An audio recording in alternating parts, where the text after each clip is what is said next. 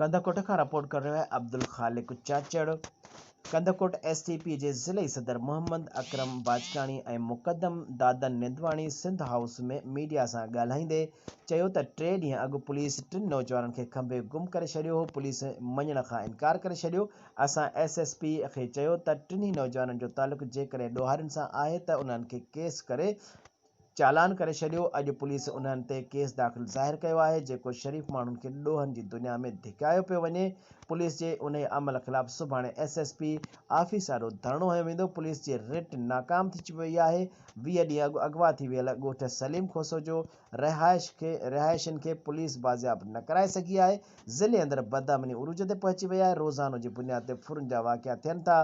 को बि शहरी महफ़ूज़ न आहे। अकबर पुलिस पिकट तां मोहम्मद अनीफ निंदवाणी ऐं सैफुल्ला निंदवाणी सलेमान जाफ़री खे पुलिस गिरफ़्तार कयो हो जेको कोयटा में मज़दूरी कंदा हुआ जेकी बख्शापुर तरफ़ वञी रहिया हुआ त फातिह ख़ानीअ ते पुलिस जी ज़िम्मेवार माण्हुनि ॿुधायो त तव्हांजा छोकिरा पुलिस वटि आहिनि। अव्हांजा छोकिरा अगवा न आहिनि थिया। कचे में धाड़ियल माण्हू अगवा कंदा आहिनि पर पके में पुलिस वारा माण्हुनि खे अगवा कनि था।